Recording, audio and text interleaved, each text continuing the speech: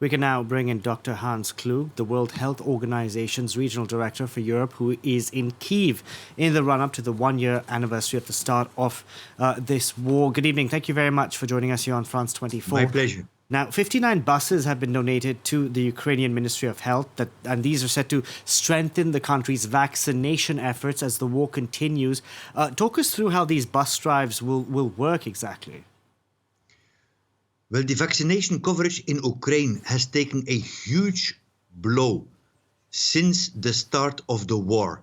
So these buses will allow vaccination of some of the most vulnerable parts of society, meaning people in the liberated areas, people in the remote areas, really the most vulnerable. To give an example, from the 35 million doses of COVID-19 vaccines which arrived in this country, in Ukraine, since the pandemic started, only 4 million or 11% were administered. And the same goes, be it for measles or diphtheria.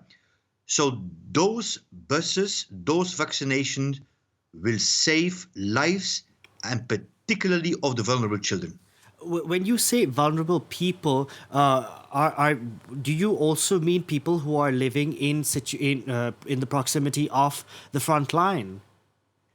Absolutely. Absolutely. So close to the front line. The concern here, though, is that the black hole is Mariupol and the Donbass.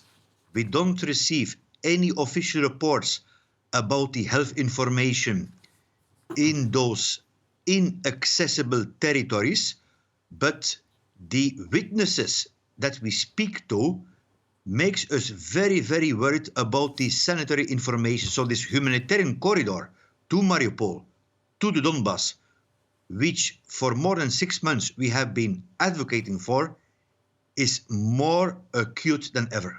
And how do you make sure that the doctors and medical personnel traveling on these buses to those regions in the east, for instance, are kept safe? That's a very accurate point. The principle is that health should never be a target. Unfortunately, the WHO has verified as of today more than 760 attacks on health. An attack on health can be on a healthcare worker, an ambulance, a hospital. So while this is a clear breach of international humanitarian law, it is really heartbreaking that this continues, and we have to speak out, and we're speaking out about this. Dr. Klug, since this war has begun, I know you said that vaccination rates have taken a hit, but it seemed for the most part, the state has continued to function. In the capital, for instance, the schools are open, the kindergartens are functioning, what have you.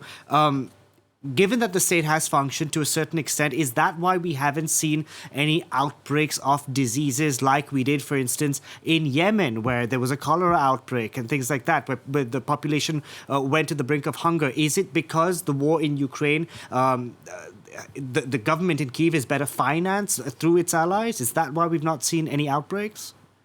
Absolutely. It's a combination. It's amazing. The support to the people in Ukraine is my top priority. As a regional director and of my staff, I come here once a quarter, and I am amazed how this health system is still standing. And this is, first and foremost, due to a heroic workforce. I'm visiting hospitals close to the front line, doctors, nurses. Of course, there's a lot of fatigue. There is no turnover, and there's continuing stress. A lot of internally displaced people, but the doctors stay, the nurses are staying and fighting for every life, combined with the fact that there is a strong international assistance, including, very important, by civil society, local and international. And this reflecting after 1 year of war is a key issue, that we cannot afford any fatigue to support health and health systems and the health workers and the Ministry of Health of Ukraine. Dr. Hans Klug, we're going to have to leave it there. Thank you very much for joining us on the program tonight. My pleasure.